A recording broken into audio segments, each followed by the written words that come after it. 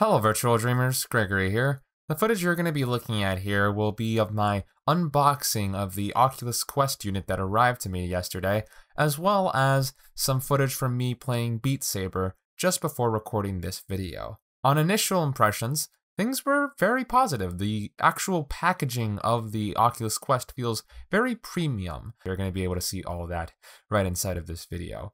Actually, setting up the Oculus Quest took me a little bit of a moment because you have to download an app on your smartphone in order to actually get it set up.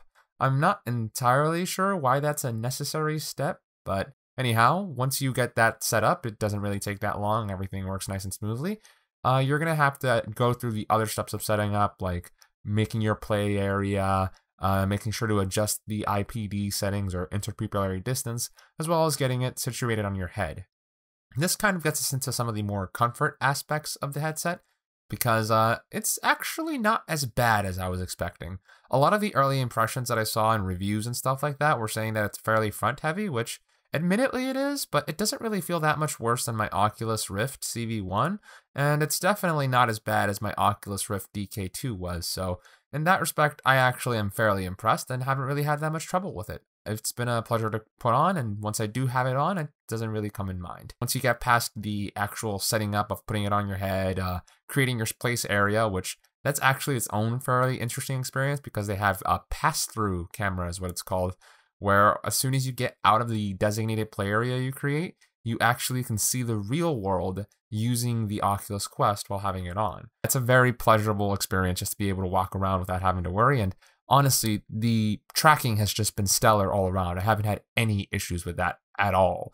So it's been a real pleasure just setting it up really quickly, going from room to room. As soon as I go beyond the set area that it actually allows you, because there's actually a limit to how far it lets you go using the cameras, I assume just because it wants to keep Guardian tracking fairly consistent.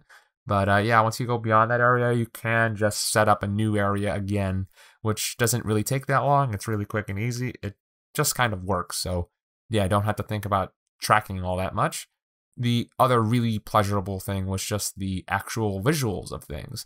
I was expecting it to be a lot worse than it was, and everything looks absolutely gorgeous. The increased resolution over my Oculus Rift CV1 is definitely noticeable and has been a pleasure to use. In addition, the games that I've been seeing haven't really been as bad as I was expecting. Ocean Rift, a title I played back in the early days of the Oculus Rift CV1, the added resolution of the Quest actually made it feel better. And with other titles where I actually do notice a significant downgrade, such as with Robo Recall and the slight downgrade from Beat Saber, it doesn't really make that big of a difference to the actual gameplay experience, which is probably the best praise I can give. In a way, I could say that if you're willing to play games on, like, say, the Nintendo Switch, whereby you are still playing more or less the same game, but at a significantly reduced graphical fidelity as is compared to their console counterparts for some titles, then yeah, if you're able to handle that, you should be just fine using the Oculus Quest for your gameplay experiences. Overall, though, the increased convenience of the Oculus Quest is immediately noticeable, and I can already see myself using it far more than I use my Oculus Rift CV1. It's a tiny little detail, but that wire really does make a much bigger impact than I ever could have imagined. So I'm really looking forward to all of you having the opportunity to try it out for yourselves and test out whether losing the wire is enough of a difference for you to want to buy an Oculus Quest.